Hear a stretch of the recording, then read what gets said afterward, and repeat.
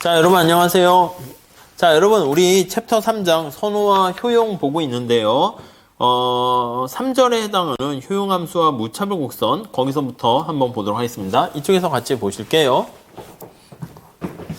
자, 우선 챕터 3장이 되겠고 3절이 될 거예요. 그래서 이제 우리가 처음에 선호라고 말씀드렸는데 그 선호를 이제 효용함수로 이제 표현을 하게 됩니다. 근데 이 효용함수와 인디퍼런스 커브 이렇게 돼 있어요. 그래서 무차별 곡선에 대한 개념은 우리 지난 시간에 본 거 그대로 쓰시면 될 것 같고요. 자, 우선 첫 번째 줄에 보시면 스마트폰과 컴퓨터 중에서 어느 것을 선호하는가 이렇게 물어보면 가격과는 무관하고 그냥 너 어떤 거 좋아해? 물어보는 겁니다. 자, 그랬을 때 그 선호라는 걸 이제 수치를 비교해서 나타낸 게 바로 효용함수다 이렇게 생각을 하시면 되겠습니다. 네, 그래서 거기 박스를 보시면 소비자가 어떤 상품을 소비함으로써 얻게 되는 주관적인 만족감을 효용이라고 한다. 그래서 만족의 크기예요. 근데 이게 만족은 사람마다 다르죠. 그래서 주관적인 만족감의 크기, 이걸 나타낸 것을 우리가 효용 이렇게 생각하시면 되겠습니다. 아셨죠? 번역은 이제 유틸리티라고 해가지고 이렇게 그냥 학자들이 만든 표현입니다. 뭐 공리주의 쪽에서 만든 효용 개념.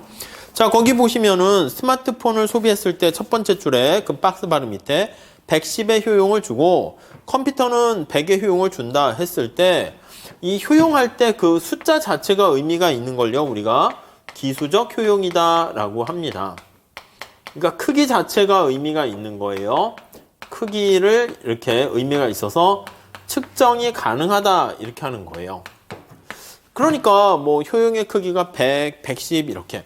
근데 그게 아니라 순서만 우리가 파악할 수 있는 거. 거기 보시면 첫 번째 제일 좋아하는 거, 두 번째 이렇게 순서만 알 수 있는 것을 서수적 효용이다 이렇게 얘기합니다. 뭐 카디널, 오디널 이렇게 얘기해요. 이거는 순서만 의미가 있는 거예요. 네. 그래서 우리가 이제 원래 원론에서 효용함수다 그러면 기수적 효용을 얘기하는데 뭐 한계 효용 학파 이렇게. 근데 우리가 이제 얘기하는 무차별 곡선 거기서는요. 이 순서만 알면 돼. 여러분 우리가 주어진 제약 조건 하에서 순서만 나열해서 가장 좋아하는 것을 쫙 열거한 다음에 거기서 제일 좋아하는 걸 골라내면 되는 것이죠. 자, 그래서 우선 1번, 가로 안에 1번 볼게요. 어떤 개인이 상품 소비로부터 누리는 후생을 수치로 측정할 수 있는가? 측정할 수 있으면 기수적, 측정을 못하면 서수적 이렇게 보시면 되겠고 그 다음 두 번째, 가로 안에 2번 해보세요. 서로 다른 개인들 사이의 효용을 비교할 수 있는가? 얼마나 더 좋아하는가? 뭐 그런 것들이 우리의 관심사가 됩니다. 자, 그래서 첫 번째 보시면 밑에 자, 효용함수와 선호 순서 이렇게 나와 있습니다. 효용함수와 선호의 순서 이렇게요. 선호의 순서.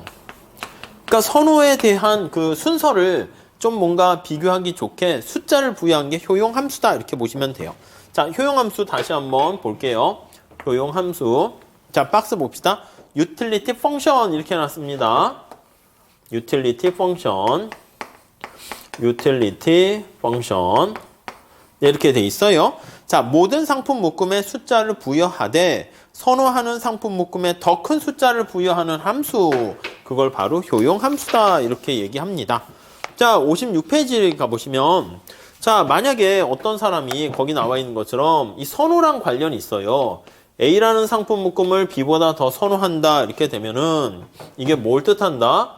예, 맞아요. A를 선택했을 때 얻게 되는 효용의 크기인 효용함수에다가 그 값을 부여한 거예요. 그 다음에 B를 구입했을 때 얻게 되는 효용의 크기를 보니까 숫자를 부여하는 겁니다. 그러니까 효용은 우리가 더 크다 얘기하니까 이거는 부등호로 이렇게 표현을 하게 됩니다. 이해 가시죠? 자, 그렇게 돼 있어요. 자, 근데 거기 보시면은 두 번째 단락 보면 효용함수는 어떤 상품 묶음이 더 선호되는가에 의미를 부여하는 거라서 우리는 그냥 순서만 보는 거라서 이렇게 서수적인 효용함수를 좀 사용하려고 해요. 무슨 말씀입니까? 라고 하면 자, 예를 들어서 한번 볼게요. 아니, 상품 묶음이 A가 만약에 뭐 한 개 있고 B가 두 개, 한 개 있고 C가 두 개 이렇게 있다 합시다. 앞에 게 x, 뒤에 게 y 이렇게 있다 할게요. 자, 그러면 이 선호에 대해서 우리가 좀 나열을 하려고 합니다. 그러면 만약에 a라는 효용함수가 이렇게 있어. a라는 효용함수는 앞에 거랑 뒤에 거에다가 곱으로 이렇게 표현을 한다라고 하고요. 자, b라는 효용함수는 어떻게 됩니까? 라고 하면 x랑 y에다가 제곱을 해서 플러스 10을 한다고 할게요. 자, c라는 효용함수는요. 여기다가 효용함수가 루트를 씌운다 할게요. xy에다 루트를 씌운다 합시다. 이렇게 있다라고 할게요. 자, 그러면 이제 우리가 얘기를 해볼게요. a라는 상품 묶음을 선택했을 때 얻게 되는 효용은 어떻게 됩니까? 두 개 곱하는 거야. 곱하니까 1. 이거는 2 곱하기 1이죠. 이거는 2는 4 이렇게 돼요. 만약에 당신이 제일 좋아하는 것은 어떤 겁니까? 하면 순서를 나열하면 1, 2, 3 순위가 이렇게 돼. 그러니까 C 상품 묶음을 제일 좋아하고 B, A 이렇게 됩니다. 이해 가시죠? 자, 여기 나와 있는 B라는 효용함수 있으면 두 개를 곱해서 제곱해. 그럼 1의 제곱 플러스 10 이거는 2의 제곱 플러스 10 4의 제곱 플러스 10 이렇게 돼요. 그러면 효용함수 순서로 할 때 1, 2, 3 이렇게 되는 걸 알 수 있어요. 이 값도 변화가 없어요.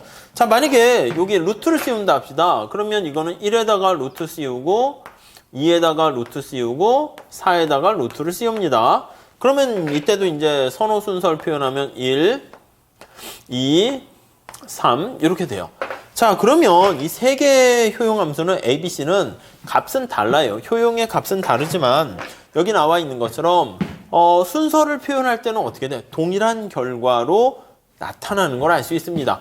그래서 이렇게 세 가지 효용함수에 나타낸 요거는 순서가 동일하다라는 것을 알 수 있어요. 동일한 결과를 얻게 됩니다. 그래서 여러분들 생각해 보시면 요거 XY를 이렇게 하나 묶을게요. XY를 묶어서 같이 패키지로 묶었다 합시다. 그 묶어가지고 제곱을 하거나 아니면 묶은 거를 10을 더해서 오른쪽으로 옮기거나 루트를 씌워서 낮추거나 여러분 고무줄에다가 여기 보시면 이렇게 고무줄이 있어요. 빨간 색깔 고무줄이 있는데 여기다가 A 여기다 B 여기다 C 이렇게 있어요. 그 고무줄을 우리가 왼쪽 이동하거나 오른쪽 이동하거나 늘려요. 쭉 늘리거나 납작하게 하거나 순서 바뀌어요? 안 바뀌어요? 안 바뀌잖아. 그러니까 우리가 그런 경우에는 어떤 선택을 할 때 동일한 결과를 얻게 된다는 것을 알 수가 있습니다. 아셨죠? 네, 그렇게 정리하시면 돼요. 그래서 거기에 힌트가 박스로 나와 있어요.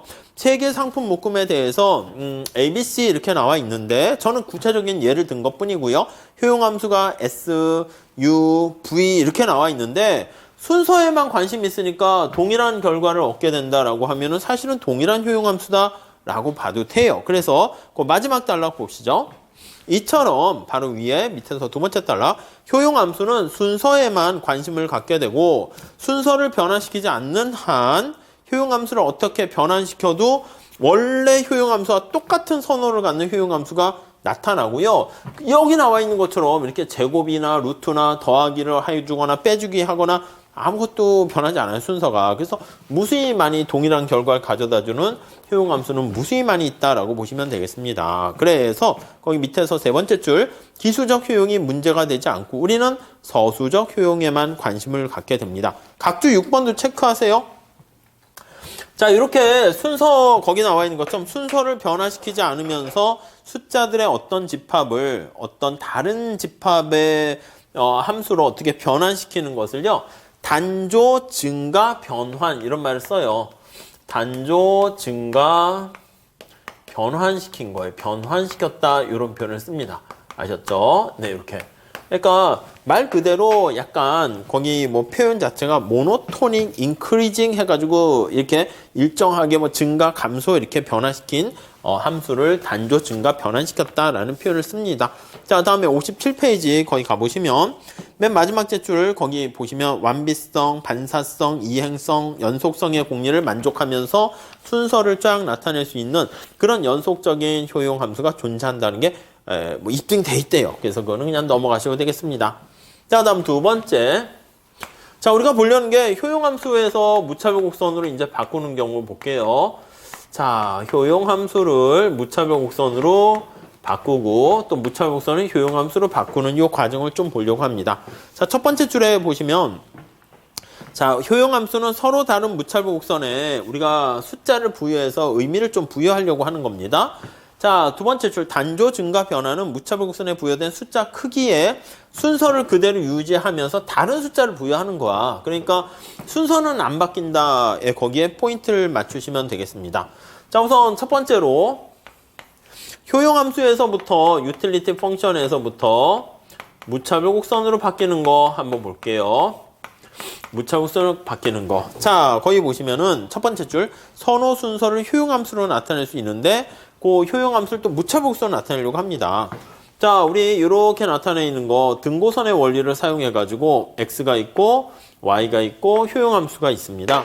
자, 그러면 요게 이제 3차원의 그림이 쭉 이렇게 있는 거잖아요. 원론에서 보통 이렇게 많이 하는데, 자, 그때 동일한 효용을 주는 상품 묶음들을 찾아요. U0면 점점점에서 이렇게 점점점 테두리가 있을 거야. 위에서 투영시키면 이렇게 테두리를 그릴 수 있고요.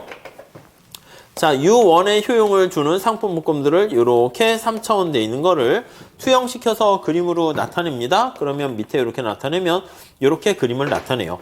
우리의 관심사는 효용의 값보다는 x, y를 몇 개 선택하는가가 관심이니까 위에서 이걸 내려다 봐요. U를 여기서 위에서 갖고 내려다 봐서 그림을 그리게 되고요. 그렇게 그리게 되면 이러한 효용함수를 나타낼 수 있어요. 이건 U0라는 효용을 주는 상품 묶음들의 집합, U1이라는 효용을 주는 상품 묶음들의 집합. 요걸 우리가 무차별 곡선이라 합니다.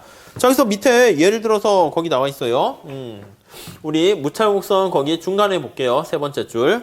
자, 인디퍼런스 커브라는 것은 x랑 y의 요 상품의 어떤 상품 묶음을 나타냅니다. 자, 근데 전제 조건이 뭐냐면 거기 효용이 어떻게 돼요? 효용이 x랑 y가 어떤 k라는 일정한, 이거 k가 지금 상수예요. 상수라는 일정한 효용을 달성해주는 x, y의 상품 묶음들의 집합을 우리가 바로 무차별 곡선이다. 이렇게 됩니다. 등고선의 원리를 사용하게 되는 것이죠. 그래서 다음 페이지 가보시면 우리 얘가 거기 나와 있어요. 예를 들어서 효용함수가 x에다가 2분의 1승, y에다가 2분의 1승. 이 루트 씌우는 거랑 똑같죠. 그래서 x랑 y에다 이렇게 루트 씌우는 것을 우리가 알 수 있습니다. 자, 그때 요거를 동일하게 k라는 효용을 주는 상품 묶음들의 집합, 요거를 바로 우리는 무차별 곡선이다. 이렇게 얘기합니다. 아시겠죠? 자, 이거를 y로 정리한 게 바로 무차별 곡선이 돼요. 자, 그 다음 이 효용함수가, 자, 중간에 보시면 새로운 v라는 효용함수로 제곱을 했습니다. 제곱한 게 이게 바로 단조 변환한 거라고요. 그래서 거기 보시면 v라는 효용함수는 거기 나와 있는 것처럼 u라는 효용함수가 있을 거야. x랑 y라는 이 효용함수를요 제곱을 한 거예요. 제곱, 이렇게 제곱. 그럼 다시 한번 거기 써보면 x의 2분의 1승과 y의 2분의 1승 이렇게 되어 있는 u라는 효용함수를 제곱해서 나타낸 겁니다. 자, 이게 바로 뭐라고요? 이게 바로 단조 변환했다는 겁니다. 단조 변환 과정을 거쳤다. 이렇게 보시면 되겠습니다. 아셨죠? 단조 증가 변환 이렇게 보시면 되겠고요. 그러면 여기 나와 있는 거랑 요거는 어떻게 된다? 같은 효용함수다라고 보시면 되겠습니다. 자, 그 다음 두 번째. 그러니까 효용함수에서 무차곡선을 나타내면요. 그냥 말 그대로 요걸 y로 정리해서 칠판의 그림으로 나타낸 거다라고 보시면 되겠습니다. 자, 무차곡선에서 효용함수로 이렇게 바꾸는 거 한번 볼게요. 효용함수로. 함수로 이렇게요. 자, 이거는 거기 보시면 좀 어려워요. 그리고 여러 개가 생길 수가 있단 말입니다. 그래서 두 번째 줄 볼게요. 결론적으로 말해서 무차별 곡선으로부터 효용함수를 얻는 일은 효용함수로부터 무차별 곡선을 얻는 거에 비해서 훨씬 더 어렵고요. 그나마 뭐 간단한 예가 거기 보시면 완전 대체제 효용함수 거기 나와 있어요. 그래서 뭐 완전 대체제 같은 경우에도 보면 값이 어떻게 되는가 그렇게 해서 뭐 표현을 하게 되는 건데 거기 보시면 완전 대체제 거기 보시면 두 번째 볼게요. 마지막 달라. 어떤 상품인가에는 관심이 없고 다만 소비하는 상품의 총량에만 관심이 있는 거예요. 자, 그런 완전 대체제 효용함수다라고 하면 x, y가 이런 식으로 x 플러스 y 이렇게 되는 걸로 쓸 수가 있다는 것입니다. 뭐 그 정도 정리하시면 되겠고요.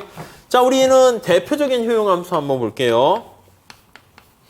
대표적인 효용 함수와 무차별 곡선 네, 한번 체크해 보도록 하겠습니다. 우선 첫 번째, 콥 더글라스 선호 이렇게 있어요.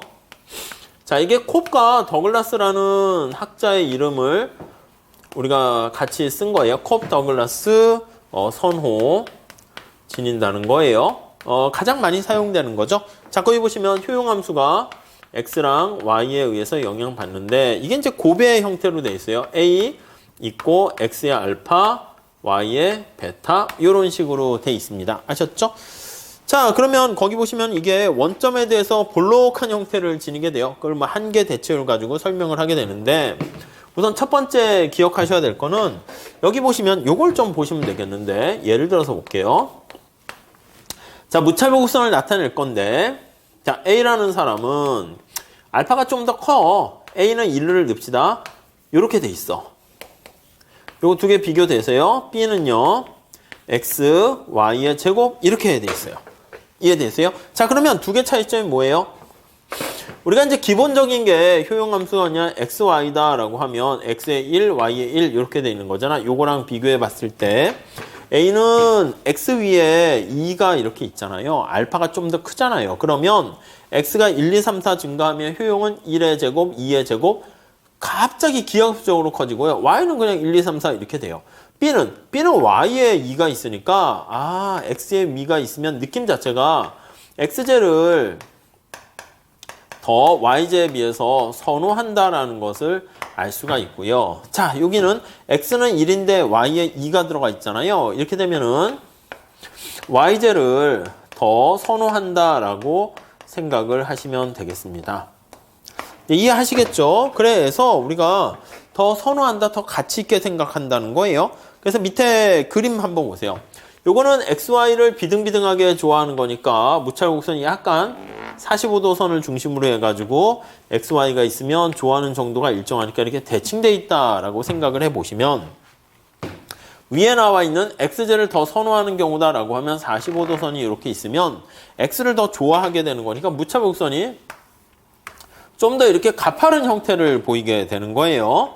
그리고 밑에 YG를 더 선호한다라고 하면 이렇게 45도 선을 중심으로 했을 때 이 경우에는 좀 완만하게 되는 형태다라는 것을 생각해 보시면 되겠습니다. 이게 나중에 뒤에 한계 대체율 가지고 설명을 다시 하긴 할 겁니다. 그래서 밑에서 두 번째 줄 보시면 자, 그림 A와 같은 소비자보다 같은 수량이라고 하면 똑같은 양을 소비한다라고 하면 여기 나와 있는 것처럼 숫자가 2인 경우 자, 요거 일반화시켜서 할게요.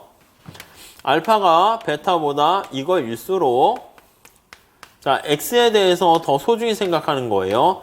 X제를 더욱 소중히 생각하는 거예요. 소중히 가치가 있게 생각하는 거야. 그러면 여기 나와 있는 것처럼 이러한 무차별곡선의 형태를 지닌다라는 것을 알 수가 있습니다. 아셨죠?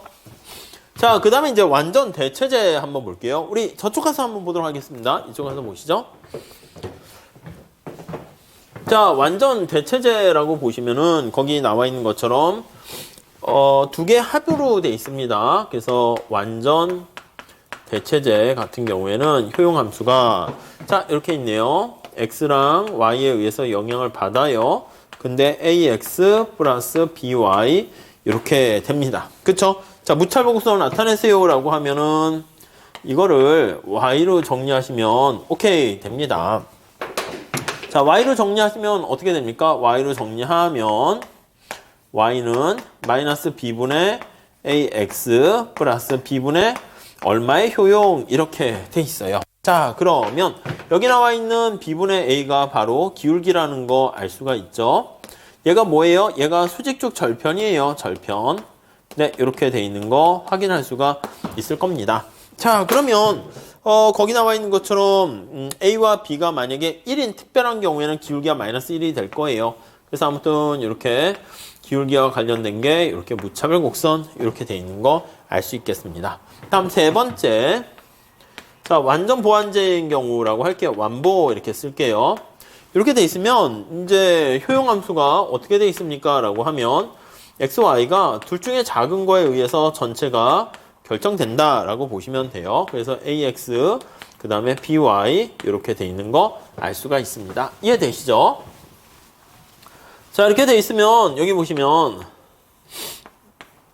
x, y 이렇게 돼 있을 거예요. 그때 여기 보시면 꺾여지는 부분이 어떻게 되냐면 우리 아까 본 것처럼 요거랑 요거 둘 중에 작냐 같냐 이거에 의해서 결정되니까 ax와 by가 같아지는 점에서 요게 꺾이게 됩니다. 그래서 여기가 ax와 by가 같아지는 점에서 꺾이게 되고요. 자, 그랬을 때 무차별 곡선이 이렇게 생기는 거야. 이렇게 생기는 거예요. 그래서 이렇게 L자 형태가 된다. 그리고 꺾이는 부분은 같아지는 부분에서 꺾인다 라고 보시면 되겠어요.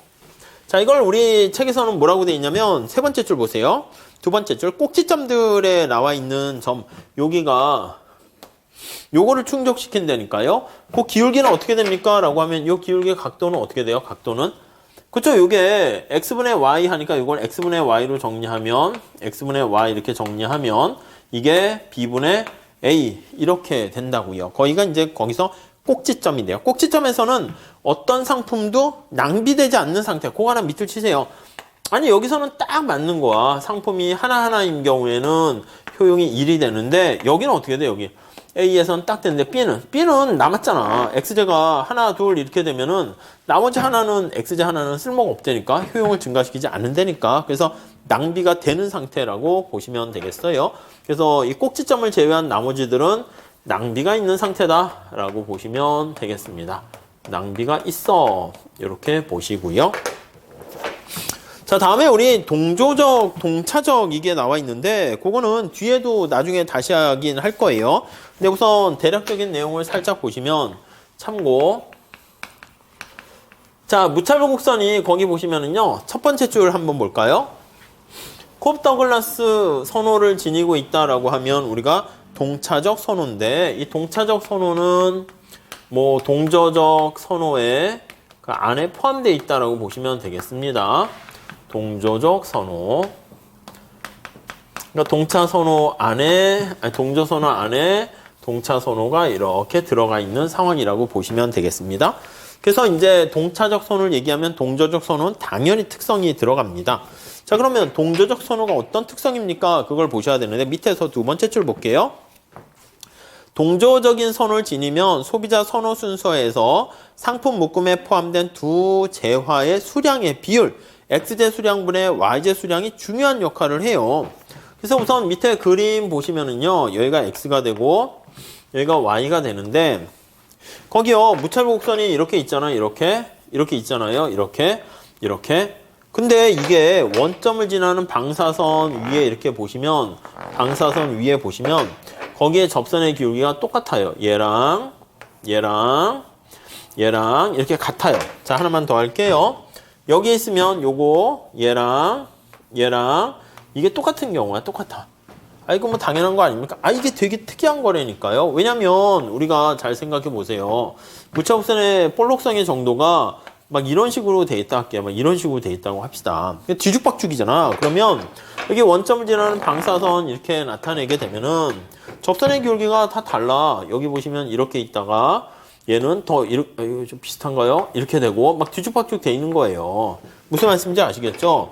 여기도 이렇게 그리게 되면 여기 접선의 기울기가 어떻게 됩니까? 이게 한계 대체율이 될 텐데 막 이렇게 뒤죽박죽으로 기울기가 다 다르게 돼요. 그러니까 이런 경우는 규칙성이 없는 거죠. 그러니까 이거는 동조적이 아니고 요걸 우리가 동조적이라고 봐요. 그러니까 여기 원점을 지나는 방사선이 XY에 대한 비율이 일정하게 되면 이렇게 위에 나와 있으면 요 점에서의 접선의 기울기는 다 똑같다. 이렇게 생각을 하시면 되겠습니다. 자, 그래서 오른쪽 가보시면은요. 61페이지 한번 보시면 자, x1, y1과 x2, y2가 동일한 무차별 곡선 i에 놓여 있다라고 하면은 네, 거기 찾았죠. 여기가 x1, 여기가 y1이에요. y1. 그 다음에 거기 보시면 여기는 x2, y2인데 여기는 이제 x가 2배 증가한 거야. 2x1. 그럼 당연히 얘는 어떻게 돼요? 2y1 이렇게 되는 거잖아요. 여긴 또 마찬가지고. 그러면 요 위에 이게 x분의 y가 일정한 요 위에 비율에 있으면 한계 대체율 무차곡선의 접선의 기울기가 똑같다는 것을 알 수가 있습니다. 네, 이해되세요? 자, 그래서 거기다 다시 한번 볼게요. 자, 여기서 다시 1번으로 가보시면 무차복선 i상에 놓이게 되면 그 수량을 t배 증가시키면 여기서 x가 2배 증가했고 y도 2배 증가했습니다. 각각 t배 증가하게 되면 그게 x1분의 y1 요 사이 요게 바로 그거지. x1분의 y1 요거 비율이에요. 요거의 비율을 충족하는 거예요. 네, 비율을 충족하는 요 상태에서 거기 보시면 t배 증가했어요. 그러니까 x1, y1 이렇게 있던 찰나에 x를 2배 t배 증가했어. tx1, ty1 이렇게 t배 증가했습니다. 그래서 이렇게 x1과 y1을 t배 이렇게 증가시켰습니다. 자, 이것도 어떻게 된다? 거기 보시면은 얘도 여기 보시면 여기 다시 볼게요. 또 하나 더 볼게요. 여기는 x2야. x2 여기는 2x2야. 2x2 이렇게. 여기도 마찬가지입니다. y2 여기가 2y2예요. 2y2 이해 가시죠? 이렇게 얘도 이렇게 자, 그때 x1과 y1 그리고 여기 x2와 y2가 동일한 무차별 곡선 상에 있는 거야. 동일한 무차별 곡선 상에 있으면 그렇죠. 여기 보시면 요 무차별 곡선 상에 있잖아요. 그래서 동일한 효용을 준다는 거예요. 무차별 곡선 상에 있어 이렇게만 쓸게요. 있으면 자, x1에다 y1에다 t배한 거랑 역시 마찬가지입니다. x2랑 y2에도 t배를 한 거예요. 요렇게 한 게 역시 얘도 어떻게 됩니까? 같이 얘도 동일한 무차별 곡선상에 있어 이렇게 된다고. 동일한 무차별 곡선 상에 위치한다 이렇게 되는 거예요. 자, 무슨 말씀이냐면 다시 여기 나와 있는 것처럼 얘랑 얘가 동일한 무차별 곡선 상에 있잖아요. 근데 거기서 얘를 쫙 해서 t배 늘렸어. 그럼 얘도 t배 쫙 늘렸어. 그럼 그 늘린 그 자리에 있는 얘네들도 동일한 무차별 곡선 상에 있고 또 t배 또 늘렸어. 그럼 얘도 t배 늘렸어. 그럼 얘도 동일한 무차별 곡선 상에 있고 이게 바로 동조적이라는 뜻을 다시 그래프를 재해석하게 된 겁니다. 자, 그래서 t가 2인 경우가 거기 그림에 나와 있고요. 자, 그래서 2번 그 결과 무차별 곡선은 원점에서 퍼져나가는 형태가 되는데 3번 같은 말입니다. 모두 t배한 상품 묶음들은 원점을 출발한 동일한 직선 R선상에 있다. R이 이거잖아. 여기 위에 보시면 0에서 이 R 되는 선상 위에 2배씩 증가시키고 여기 위에 S선상 위에 또 2배, 3배 증가한다라는 방사선, 원점을 지나는 방사선 위에 똑같이 같은 크기로 위치해 있다라고 보시면 되겠습니다. 자, 4번 보시면 그래서 우리가 뒤에 한계 대체율을 볼 건데 원점을 출발하는 직선 R상에 있는 각각의 점에서 해당하는 무차별 곡선의 접선의 기울기 파란 색깔 이거 한계 대체율입니다. 한계 대체율이 똑같습니다. S선상에 있는 무차별 곡선 접선의 기울기 다 똑같다라는 거 알 수 있어요. 그래서 기하학적으로 봤을 때는 지금 얘기한 것처럼 각각의 원점을 지나는 방사선상에 위치하는 거기에 해당하는 무차별 곡선 상에서의 접선의 기울기가 똑같다라는 그것만 잘 좀 보셔도 될 것 같습니다. 아셨죠? 자, 그리고 이제 동차 동조에 대한 설명이 밑에 별표로 해서 나와 있는데 살짝 보시죠. 자, 모든 람다에 대해서 모든 사람 인자 같이 생긴 걸 람다라고 읽어요. 이거에 대해서 자, 거기 보시면 x도 람다배만큼 증가했어요. 람다배만큼 증가하고 y도 람다배만큼 이렇게 증가를 시킨 어떤 함수가 있어요. 어떤 함수 xy에다가 람다배만큼 증가시켰을 때 그 함수 전체에 대한 람다배의 k승 이렇게 되는 경우를 우리가 k승, k차, 1차 함수, 2차 함수처럼 이렇게 되는 것을 우리가 k차라는 말을 써요. k차, 동차 함수 이렇게 얘기합니다. 동차 함수. 자, 이 꼴을 머릿속에 넣으셔야 돼요. x, y의 람다배 증가시켰더니 전체 함수의 람다의 k승만큼 영향 미치면 이걸 k차, 동차 함수 이렇게 됩니다. 자, 이게 만약에 k가 1인 경우는 어떻게 돼? k가 1이면 그게 1차 동차라니까? 그래서 만약에 k가 1이면 우리가 1차 동차 함수를 많이 쓰잖아요. 그러니까 k차 동차 함수에서 일정한 그런 상황이 되는 거예요. 자, 그러면 k가 1이면 x랑 y를 람다 배만큼 증가시켰더니 어이구 전체 생산량도 되고 아이고 요 y죠. 효용함수 되고 이렇게 람다 배만큼 정확하게 되는 거예요. 나중에 보면 뭐 CRS 그런 식으로 할 거고요. 자, 한 번 더 할게요. K가 0이면 어떻게 될까요? K가 0이면 자, K가 0이 되면은요, 말 그대로 이게 빵이니까 람다의 빵승은 그냥 1 이렇게 돼요. 그러면 이때는 람다의 X, 람다의 Y 이렇게 되면 그래 람다의 빵승 되니까 그냥 요거는 X랑 Y랑 같은 이런 결과를 초래해요. 이게 수요함수의 특징으로 나중에 볼 거예요. 이렇게 되면 이걸 뭐라 그런다? 영차 동차 함수 이렇게 얘기할 거예요. 동차 함수. 그래서 어떤 함수가 가격에 대한 우리 나중에 예산선 할 건데 수요함수에서 가격 그리고 소득에 대해서 뭐 이렇게 똑같은 비율로 증가시키면 그거는 이전의 변화 전과 똑같은 뭐 그런 것들을 영차 동차성 이렇게 얘기할 겁니다. 자, 근데 여기 보시면 이런 함수를 갖고 있는데 두 번째 줄 볼게요. h라는 게 요 f를요. 이 품은 거야. 거기 보시면 h라는 게 x랑 y에 대한 함수인데 자, 이 어떤 새로운 f, x, y라는 이 함수를 그 안에다 다시 품어가지고 g라는 함수로 이제 변환을 시켰습니다. 그리고 이걸 나타낸 프라임이 0이 아닌 경우에 이 h를 우리가 동조 함수 이렇게 얘기합니다. 이 h를. 그러니까 뭐 그렇게 크게 우선 여기선 써먹을 일은 없겠죠. 그래서 살짝만 봐두세요. 동조 함수. 그래서 동조 함수란 뭐냐면 이 동차 함수잖아요. 이거를 뭔가 g라는 걸로 단조, 증가, 변환시킨 거예요. 우리가 아까 말씀드린 것처럼 예를 들어 효용 함수가 아니면 이걸로 할게요. 이렇게 해야 되겠네. 효용 함수가 x랑 y였는데 이거를 뭐 루트 xy였다고 할게요. 그러면 이거를 어떻게 됐다? 이거를 어떤 g라는 함수로 다시 해가지고 이 안에 집어넣는 거야. 그래서 v라는 함수로 이렇게 만들었다 합시다. 그러면 요거 효용 함수로 이 안에 집어넣어가지고 이렇게 했죠. 이렇게 해서 뭐 제곱을 만든 거야. 제곱을 시키거나 해가지고 요거를 제곱해서 xy로 이렇게 만들게 되면 이 루트 수계해서 제곱을 해서 xy로 만들게 되면 이게 이전에 있던 u라는 효용함수를 뭐 제곱하거나 더하거나 곱하거나 빼거나 그래도 순서는 안 바뀌니까 그렇게 변환시키는 걸 단조, 증가, 변환시켰다 이렇게 얘기합니다. 그 정도 참 봐주시면 될 것 같습니다.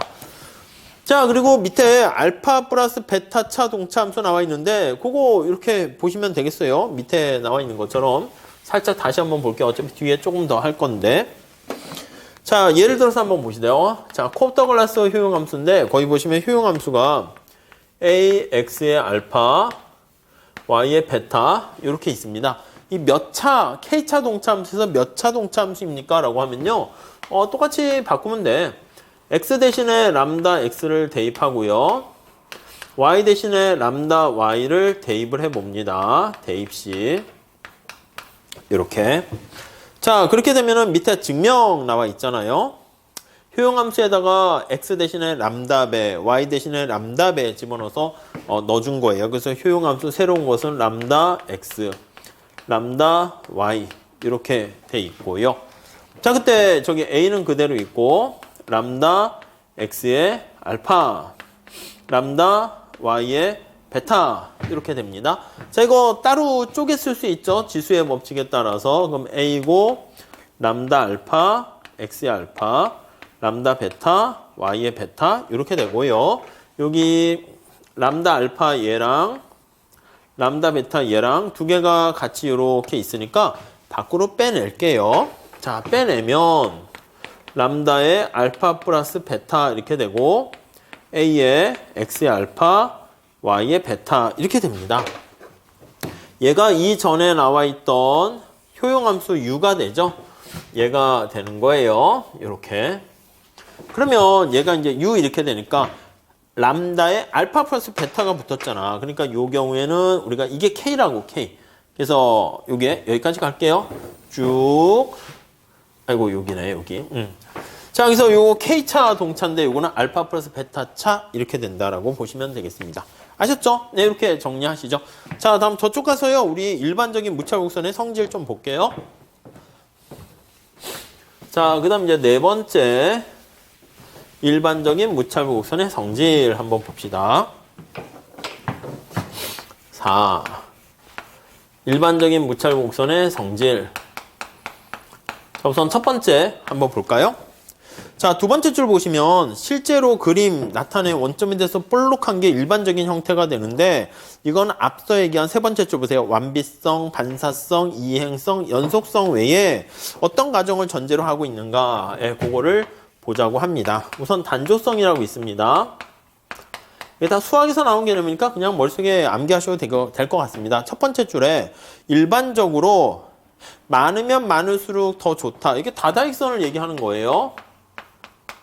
더 모아 더 베터 이렇게 보시면 되겠습니다. 그래서 그것을 모노토니스틱 이렇게 해가지고 단조성 합니다. 거기 보시면 두 번째 줄 보시면 비재화는 고려하지 않거나 포만점에 이르기 이전 이렇게 얘기하는 거예요. 그러니까 한계 효용이 0보다 크다를 의미합니다. 무슨 말씀인지 아시겠죠? 소비를 할수록 총 효용은 증가하게 됩니다. 자, 맨 마지막 제출 보시면 가로 1번 보시면 단조성 가정에 따르면 원점에서 멀리 떨어진 무차별 곡선일수록 더 효용이 높다 이렇게 얘기합니다. 당연한 거죠. 왜냐하면 원점에서 멀리 떨어질수록 당연히 XJ랑 YJ에 대한 소비량이 더 많아지게 되는 거예요. 그래서 이게 효용의 증가 방향이 된다, 증가다 이렇게 생각을 하시면 될 것 같고요. 네, 그 정도 보시면 돼요. 왜냐면 XJ, YJ를 더 많이 갖고 있잖아요. 자, 두 번째. 자, 그래서 여기서 얻어질 수 있는 건 첫 번째. 원점에서 멀리 떨어질수록 효용은 증가한다. 이렇게 볼 수 있고. 두 번째. 자, 가로 2번 보시면 이러한 단조성은 무차별 곡선의 접선의 기울기가 음이다. 이렇게 나와 있습니다. 무차별 곡선의 접선의 기울기가 음이다. 이렇게 됩니다. 그렇죠. 왜냐면 우리가 이게 두 재화가 전부 다 재화라는 거야. 비재화가 아니기 때문에 내가 만약에 X 사과 Y 배면 X제 하나 더 증가시키려고 그러면 YJ를 감소시켜야 돼요. 그 얘기는 무차별 곡선이 이렇게 오하향한다라는 것을 암시합니다. 오케이. 그래서 그 정도 확인할 수가 있고요. 자, 뭐 밑에 더 좋은 상태, 더 나쁜 상태 그림이 나와 있는데 살짝 읽어보시면 될 것 같습니다. 자, 그러니까 오른쪽 63페이지 한번 가볼게요. 자, 무차별 곡선의 접선의 기울기가 음이다 이렇게 되니까 자, 거의 세 번째 줄 보시죠. 완전 보완제는 어떻게 단조성을 성립할까요? 안 할까요? 완전 보완제인 경우는. 자, 효용함수가 이렇게 둘 중에 작은 거의 영향을 받는 XJ랑 YJ와 같이 완전 보완제인 경우에는 당연히 단조성을 성립할 수 없죠. 완전 보완제는 단조성을 위배하게 됩니다. 위배. 네, 그렇죠. 왜요? 아니, 우리 아시겠지만은 무차곡선이 동일한 효용을 가져다주는 상품 묶음들의 집합이잖아요. 이렇게 L자가 된다고요. 그럼 여기가 효용이 똑같아. 이렇게. 자, 근데 여기서부터 내가 A점에서 B점으로 XJ를 하나 더 갖게 됐습니다. 근데 효용이 똑같은 거야. 그래서 XJ를 추가적으로 증가했는데도 효용이 똑같다? 그러면 이건 뭐야? XJ에 대한 한계 효용이 빵이잖아요. 그럼 이거는 당연히 단조성을 성립하지 못한다. 이렇게 보시면 되겠죠. 오케이. 보시면 되겠고요. 그리고 무차별곡선이 원점에 대해서 오목하더라도 단조성은 성립할 수 있어요. 그래서 사실 원점에 대해서 오목한 걸 빼려면 단조성 가지고는 부족하고요. 볼록성이라는 가정이 또 하나 필요합니다. 그래서 2번 볼록성 요 가정을 하나 더 볼게요. 볼록성. 자, 우선 첫 번째 줄에 볼까요? 자, 컨벡시티라는 볼록성은 한 종류만 많이 들어있는 상품 묶음보다는 가중 평균적으로 들어있는 상품 묶음을 더 좋아하거나 적어도 무차별하게 생각합니다. 그래서 우리가 이거는 골고루를 더 선호한다라는 게 그냥 골고루를 더 선호한다라는 게 무차별 곡선에 대한 볼록성 이렇게 생각을 하시면 되겠습니다. 자, 그래서 거기 얘가 나와 있어. Q가 있고 R이 있습니다. 우리 다음 페이지에 한번 그림을 한번 가지고 보도록 하시죠. 자, 거기 그래프를 하나 보시면 짠 있습니다. 얘가 X가 있고 Y가 있어요. 거기 Q는 어떻게 돼? 4와 10 이렇게 있어요. 오, 4와 10 그쵸? 4와 10 얘가 Q예요. Q는 4와 10. R은 어떻게 됩니까? 10과 4 이렇게 있습니다. 10과 4 점점점점점 이렇게요. 뭔가 이제 개념을 정의해야 될 것 같아서 10과 4 이렇게 있어요. 오케이, 이렇게 됐죠? 자, 다시 앞으로 가봅시다. 자, 두 번째 따라 거기 네 번째 줄에 보시면 X를 밥이고 Y를 반찬이라고 합니다. 얘가 이제 밥, 얘가 반찬 이렇게 있어요. 반찬. 그래서 이제 그거를 소비하는데 자, 거기 보시면 Q와 R이 있습니다. Q와 R은 무차별합니다. 근데 적당한 양을 함께 주는 것. 예를 들어서 평균.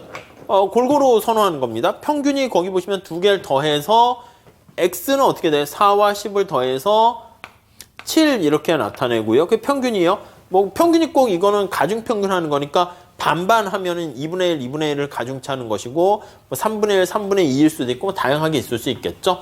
얘도 뭐 7 이렇게 있으면 이것도 반반 해가지고 평균을 한 거예요. 그럼 요 한 점을 찾았어요. 얘가 이제 평균이에요. 평균이 된 한 점을 예를 든 겁니다. 오케이. 자, 평균을 S로 해가지고 표현을 했습니다. S 이렇게 나타냈어요. S점이 Q나 R보다 더 선호하게 되면은 네, 그게 바로 우리는 볼록하다 이렇게 보시면 돼요. 뭐 말이 좀 그렇죠. 그래서 이게 Q와 R이 동일한 효용을 줘야 되고 S는 효용이 더 높아야 돼요. 그럼 이제 총알을 쏘는 거 비슷하게 동일한 효용을 주는 게 이런 식으로 휘어줘야 되네.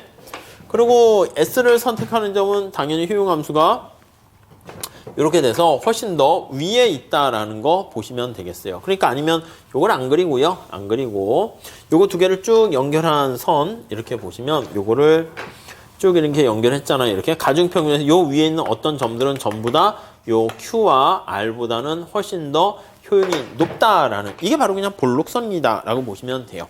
그래서 밑에서 네 번째 줄에 재미있는 표현이 있네. 우리가 인생살이 전반에 걸쳐 행동 지침으로 삼아야 될 게 중용의 미덕 이렇게 얘기합니다. 중용의 미덕, 중용의 미덕, 도 이렇게 그걸 더 선호한다라는 것을 여기 이렇게 해석할 수 있게 됩니다.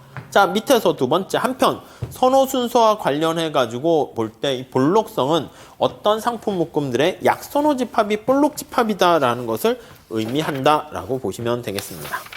자, 그렇게 보시고요. 다음 페이지 그림 나와 있습니다. 그래서 첫 번째 그림이 이게 볼록한 선호를 나타내는 것이고 B는 어떻게 됩니까? 볼록한 선호가 아니에요. 왜냐면 요거 두 개를 쭉 연결했는데 거기 가로지르는 부분이 있잖아요. 그리고 C는 어떻게 됩니까? 이 반대야. 그 골고루 같이 평균 낸 게 거기 보시면 선호가 효용이 더 낮게 되는 거야. 그러니까 그런 경우는 오목하다 이렇게 표현을 합니다. 아셨죠? 그래서 거기 보시면 여기 두 개를 잡았어. Q가 되고 R을 똑같이 잡았어요.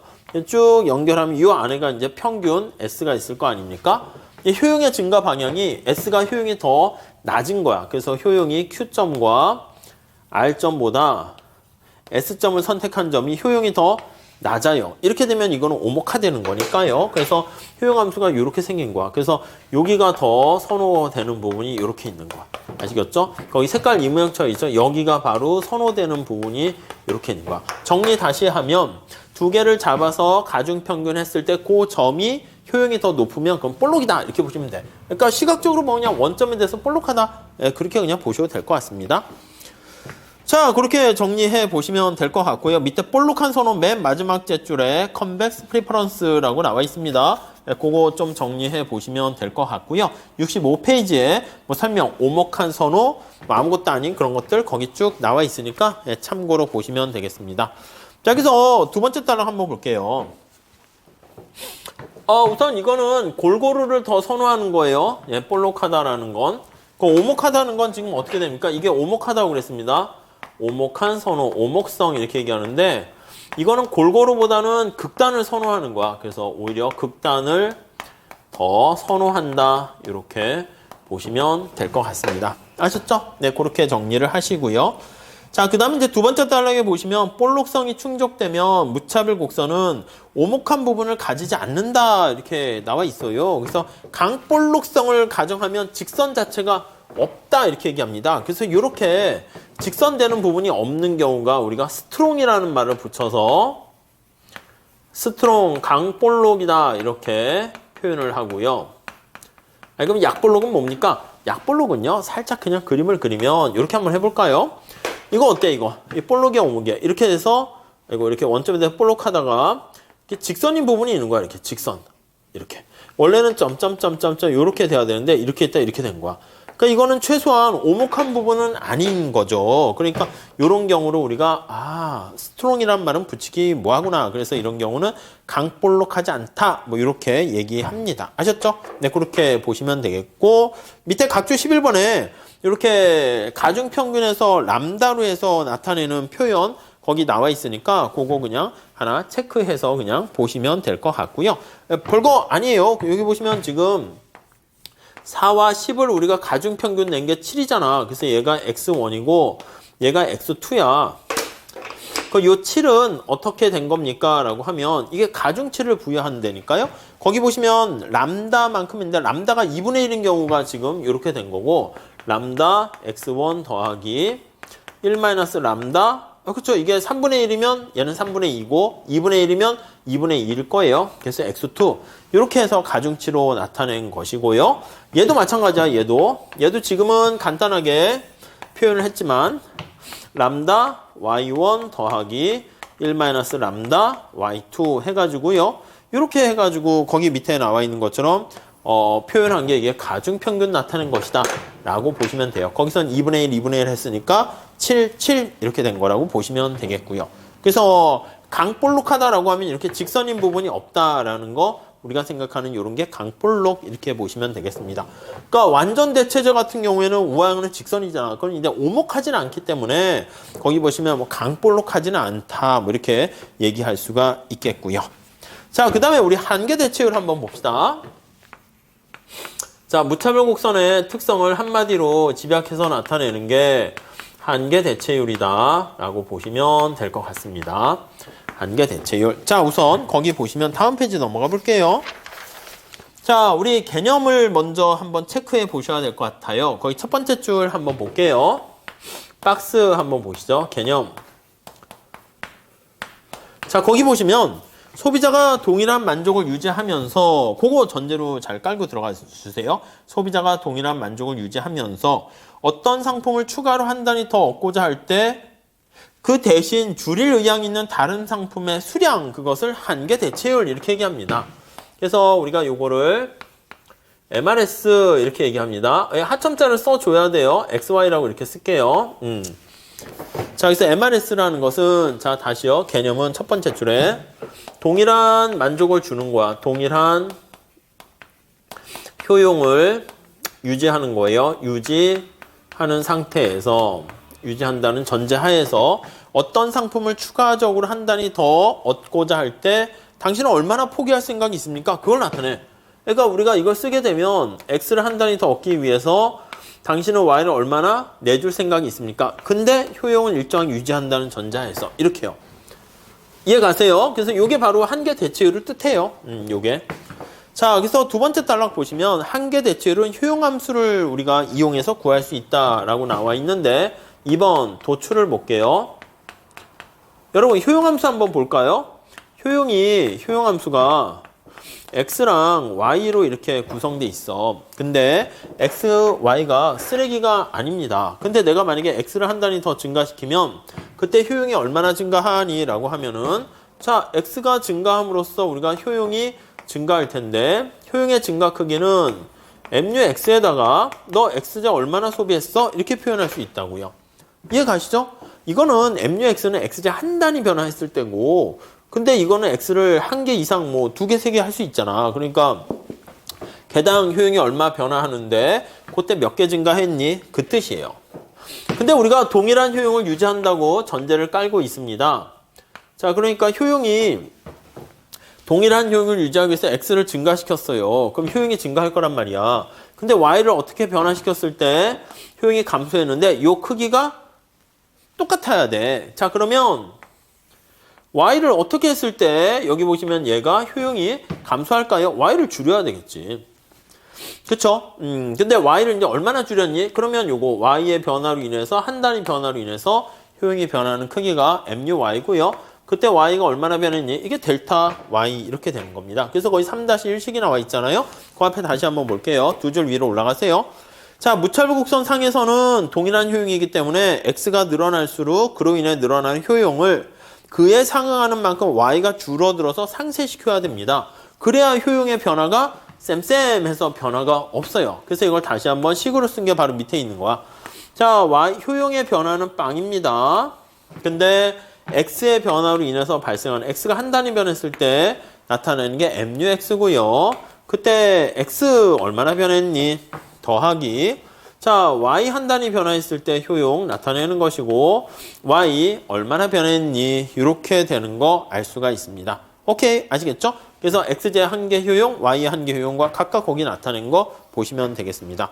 자, 밑에 한 개 효용이라는 것은요, 우리 밑에 편도 함수 해서 편미분하는 걸 얘기하는 건데 이건 바로 뭐냐면 거기 보세요. 한 개 효용. 다른 상품의 수량은 변하지 않는 상태에서 그러니까 yj는 변함 없으면서 xj만 변화시키는 거예요. 그래서 xj 하나만 변화시키는 거예요.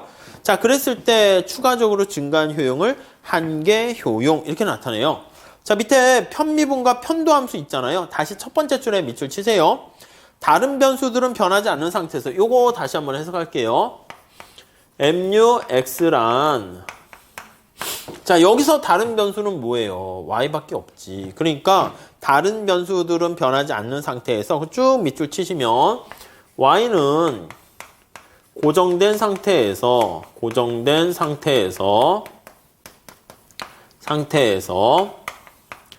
자, x만 하나 추가적으로 변화시키는 거예요. 그랬을 때 x만 말 그대로 한 단위 추가적으로 변화시 자, 여기서는 효용이 얼마나 변화하는가 그걸 나타내는 거예요. 효용의 변화 크기를 나타낸 거예요. 자, 그래서 이걸 식으로 표현하게 되면은 자, 거기 밑에 나와 있는 그거 보세요. 세 번째 줄 편미분한다는 파셜이라는 말을 씁니다. 그 편미분 기호를 라운드 이렇게 표현해요. 그래서 라운드 x 이렇게 해서 이 x를 변하는데 한 단위 변화하는 거예요. 그랬을 때 총 효용이 얼마나 변했니? 이렇게요. 근데 원래 이제 x랑 y 이렇게 있는데 x만 변하게 되는 거죠. 그래서 그렇게 표현하거나 아니면 거기 있는 것처럼 하첨자로 효용함수에다가 이렇게 x만 변해서 x 하첨자로 이렇게 쓰기도 해요. 뭐 책마다 다르고 교수마다 다르기 때문에 다 뭐 같이 보시면 될 것 같습니다. y도 마찬가지고요. 자, 이게 편도함수가 되는 것이고 자, 그래서 오른쪽 67페이지로 가볼게요. 자, 주의하셔야 될 거는 다시 xj에 대한 한계 효용이라는 것은 y가 고정된 상태에서 y는 변하지 않으면서 x만 증가시켰을 때 그 뜻이에요. 자, 그래서 우리가 앞에 본 것처럼 요거 x가 한 단위 변화함에 따라서 y가 얼마나 변화했니 효용을 일정하면서 y가 얼마나 감소했니 요걸 나타내는 것이기 때문에 이거를 MRS라고 그런다고. 그래서 MRS xy 이렇게 표현하게 되는데 이걸 다시 쓰면은 요거 관계 보세요. 델타 x랑 델타 y 되니까 이거 넘어가서 x로 나눠주면 그러면 당연히 어떻게 됩니까? MUI가 밑으로 내려가서 정리되면 되겠죠. 그래서 3-2식 나와 있잖아요. 그거 보시면 돼. MUY 분의 MUX 이렇게 되는 거 알 수가 있습니다. 아셨죠? 자, 그래서 이걸 해석한 게 3-2에 두 줄 내려가 보시면 요거요. 요건 바로 뭡니까? 라고 하면 자, 다시 한번 거기 보세요. 어떤 상품 한 단위로 추가적으로 더 얻고자 할 때 블러블러 이렇게 나와 있습니다. 그래서 다른 상품과의 그 관계가 소비량이 어떻게 되는가 그걸 보려고 하는 겁니다. 자, 그래서 XY를 명시적으로 표현을 했고요. 그 다음에 둘째 거기 있죠. 주어진 무차별 곡선상에서 움직일 때 한 상품의 수량이 늘어나면 다른 상품은 줄어들어요. 우리가 이제 우하향한다라는 걸 전제로 깔고 들어가는 거예요. 그래서 이제 음의 값으로 이제 해서 마이너스를 붙여서 표현해줘요. 예, 우리가 이제 그 교환 비율을 나타내서 양수로 만들어주기 위해서 그렇게 사용하게 되는 것이고, 이 식만 잘 보시면 되겠죠? 도출 받고. 자, 셋째 볼까요? 한계 대체율을 효용을 일정하게 유지하고자 할 때 소비자가 주관적으로 적용하는 교환 비율 이렇게 나와 있습니다. 지금 이게 바로 뭐냐면 개념이라 할까요? 3번. 의미 이렇게 할게요. 의미. 자, 이게 관심사가 x예요. x제 한 단위 더 증가시키기 위해서 당신은 y제를 얼마나 포기해야 됩니까? 라는 의미는 주관적인 교환 비율이다. 이렇게 보시면 되겠습니다. 왜 주관적입니까? 교환 비율은 알겠는데 왜냐면 효용함수 무차별 곡선 상에서 있는 거잖아. 그러니까 동일한 효용을 유지하면서 이렇게 나타내는 겁니다. 자, 그래서 거기 보시면 밑에서 두 번째 줄에 한계 대체율은 보탠 사과 수량과 덜어낸 복숭아 수량의 비율, 그거야. x제를 하나 얻기 위해서 y제를 얼마나 포기했습니까? 그걸 나타내는 거예요. 그래서 68페이지로 가보시면 사실은 이게 이제 그거지. 여기 보시면 요거 다시 한번 의미를 보시면요. 공간이 그래서 이쪽으로 다시 한번 가볼게요. 그래서 MRS는 XY는 도대체 무엇을 뜻합니까? 라고 하면은요.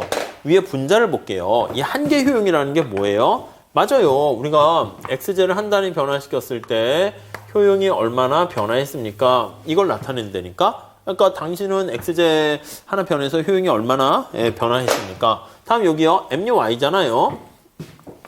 MUY잖아요. 이쪽에다 보면 y가 한 단위 변화했을 때 효용이 얼마나 변했습니까? 이거 이렇게 지워지게 되면 이게 델타 x분의 델타 y가 되잖아요. 그래서 당신은 x제 하나 얻기 위해서 y제를 얼마나 포기할 생각이 있습니까?요. 자, 그래서 68페이지 한번 가볼게요. 사과의 한계 효용이 6이다 라고 하면 사과의 한계 효용이 6이고 첫 번째 줄 복숭아 y제 한계 효용이 3이다 라고 하면요. 이게 3이다 라고 하면 이게 뜻이 뭐냐면 내가 사과 하나를 얻기 위해서는 6의 효용을 얻기 위해서는 한계 효용이 3인 y제를 몇 개 포기해야 된다? 2개를 포기할 생각이 있다는 거예요. 그래서 두 번째 줄 x제인 사과 한 단위를 얻기 위해서 복숭아 y제 두 단위랑 대체할 의향이 있다. 그걸 뜻하는 거예요. 무슨 말씀인지 아시겠죠?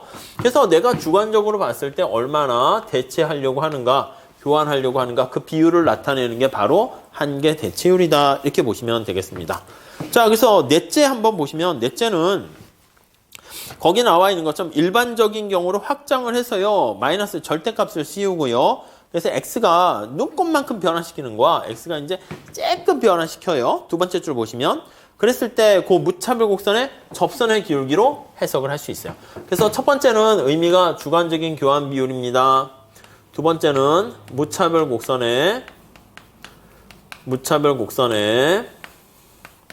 접선의 기울기다. 이렇게 보시면 될 것 같습니다. 접선의 기울기다. 아시겠죠? 네, 그렇게 정리를 하시면 될 것 같습니다. 자, 밑에 MRS 구하기가 나와 있는데 그건 실제로 편미분하는 식이 거기 표현되어 있고요. 그리고 밑에 각주 13 보세요. 델타 X가 0에 가까운 경우를 뭐 D 미분한다 그렇게 쓰기도 합니다. 그래서 뭐 이건 편미분 기호고 조금 변했을 때 그렇게 나타내는 거니까 그 수학 기호 그냥 살짝 보시면 될 것 같습니다. 자, 실제 우리 한계 대체율을 구해볼게요. 자, 예제 한번 구해봅시다. 자, 69페이지 거기 가볼게요. 효용함수가 어떻게 생겼냐면 이렇게 생겼어. x의 2분의 1승이고요. y의 2분의 1승 이렇게 있습니다. 콥더글라스 효용함수 형태로 되어 있습니다. 자, 우선 A번. 자, x제랑 y제 한계 효용을 각각 구하세요. 이렇게 있습니다. 자, 우선 x제에 대한 한계 효용은 어떻게 됩니까? 라고 하면은 자, 이거는 x제만 편미분하는 거예요. 라운드해서 표현을 했습니다. 요걸 x로 미분하는 거니까 2분의 1이 내려가고 y는 그냥 놔둬요. 2분의 1 내려가고 x는 하나 빠지고요. 마이너스 2분의 1 y의 2분의 1 이렇게 됩니다. 오케이, 됐죠? 자, 다음에 y에 대한 한계 효용을 구합니다. MUY는요. 역시 y가 한 단위 변했을 때 라운드 u 이렇게 표현합니다. y 2분의 1이 앞으로 내려가요. 그러면 2분의 1이 앞으로 내려가고 x의 2분의 1에다가 y의 마이너스 2분의 1로 이렇게 되는 겁니다. 끝! 이게 한계 효용 구한 거죠. 자, 그 다음에 B번 한계 대체율을 구하세요. 그러면 한계 대체율은 이거야. MUY분의 MUX가 한계 대체율 아니겠습니까? 요거분의 요거고 요거분의 요거예요. 그럼 2분의 1, 2분의 1 지워지고 그렇죠. 그 다음에 x의 마이너스 2분의 1은 x 마이너스가 빠지고 밑으로 내려가요. 그러면 x의 2분의 1하고 만나고 y의 마이너스 2분의 1이니까 밑으로 내려가면 올라가요. 그러면 이걸 정리하게 되면은 어떻게 됩니까? 하면 x분의 y가 된다. 이렇게 보시면 되겠습니다. 아셨죠? 그래서 이게 바로 이제 한계 대체율이 x가 증가할 때 체감한다. 그렇게 얘기를 하게 되는 것이에요. 자, 그렇게 정리하시고요. 한계 대체율의 특징 이쪽에서 보시죠. 한계 대체율의 특징 한번 보시죠. 자, 한계 대체율에 대한 뭐 개념하고 내용을 살짝 보고 있고요.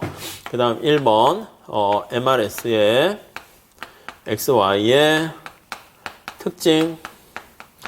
이렇게 한번 보도록 하겠습니다. 3-5, 5의 1. 이 뭐야, 이게 번호를 어떻게 매겨야 되나? 너무 많이 왔어요. 어떻게 봐야 돼? 5의 1이네, 한계 대체율. 저기 앞에 제가 개념 도출 막 써가지고 그렇고요. 여기서부터 책에서 시작합니다.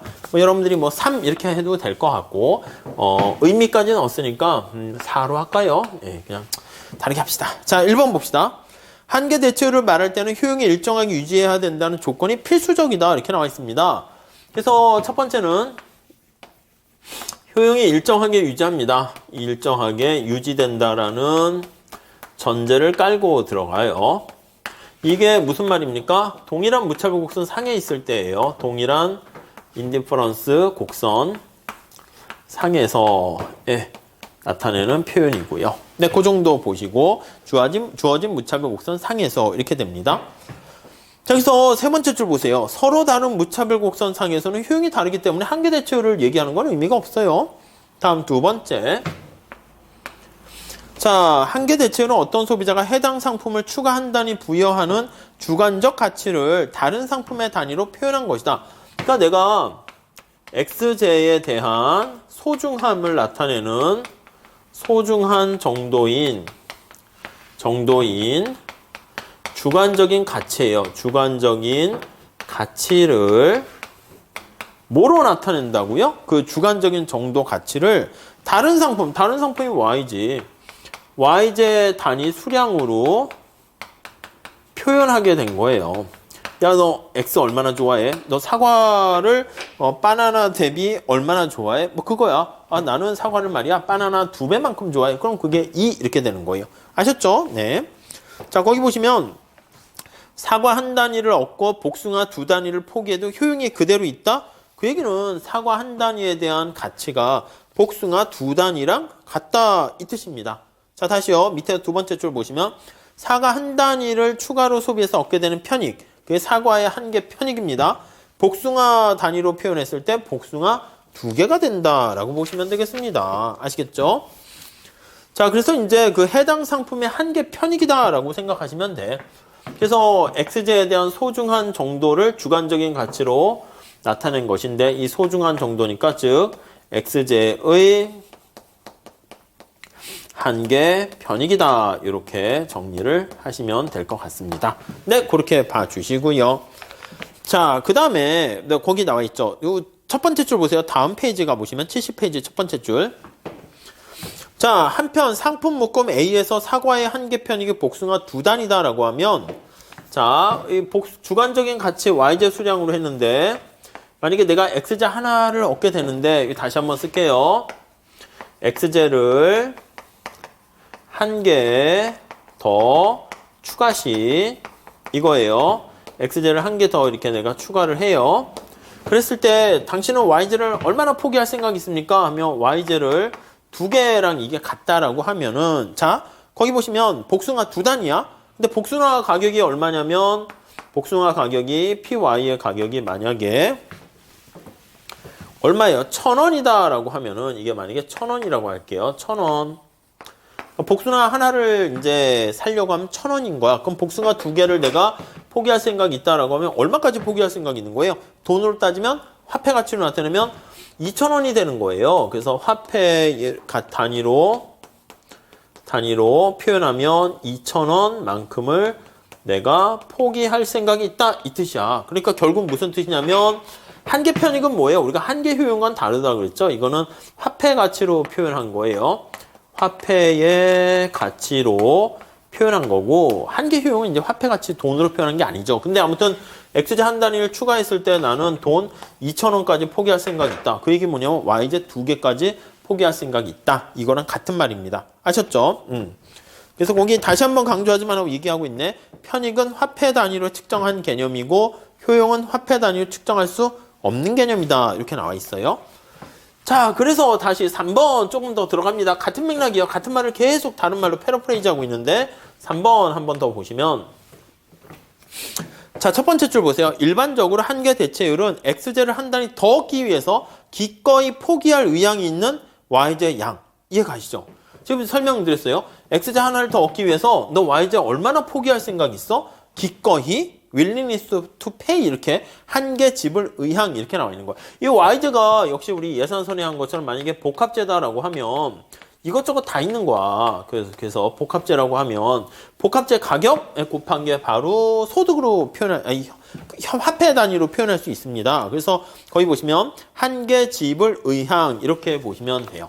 그래서 이 한계 대체율은 MRS, XY는 지금 X가 관심이에요. 그리고 한계 willingness to pay다 이렇게 보시면 되겠습니다. 그래서 한계 지불 의향, 이 마지널이라는 표현도 뭐 넣어도 되고요. willingness to pay가 지불하려고 하는 의향, 이걸 나타내는 것입니다. 자, 그래서 다시 한번 볼게요. 자, y제를 복합제로 간주했을 때 x제를 한 단위 더 구입하기 위해서 지불할 의향이 있는 금액으로 해석을 해서 바로 그게 너 얼마나 x제 얻기 위해서 너 얼마나 돈 낼 생각 있어? 이 화폐 가치로 표현한 겁니다. 이해 가시죠? 그래서 y제로 표현했는데 거기다 y제 가격을 곱해주면 그냥 돈, 화폐 가치로 바꿔서 얘기할 수 있습니다. 다음 네 번째. 자, 네 번째는 우리가 거기 보시면은요. 한계 지불 의향은 선호와 관련된 것이고 willingness잖아. willingness. 자신의 어떤 의향이에요. 의제예요. 의향일 뿐 이거예요. 의향일 뿐.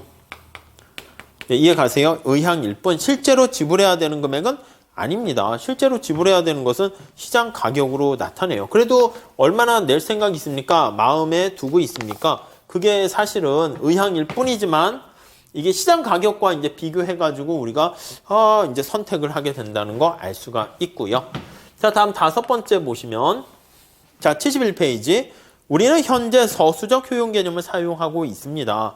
그렇죠. 서수적인 효용의 개념을 사용하고 있다. 그러니까 무차별 곡선, 한계 대체율 다 서수적이라는 거 잘 봐주시고요. 자, 여기서 효용함수를 단조 증가 변화시키더라도 원래 효용함수랑 동일한 선호 순서를 갖게 됩니다. 그러니까 선호 순서 측면에서 봤을 때는 우리가 한계 대체율이 똑같다라고 하면 이제 동일한 효용함수가 되는 건데, 자, 세 번째 줄 나와 있듯이 효용함수는 유일하진 않습니다. 왜냐면 효용함수는 값을 부여한 건데 값은 달라질 수 있죠. 그래서 효용함수는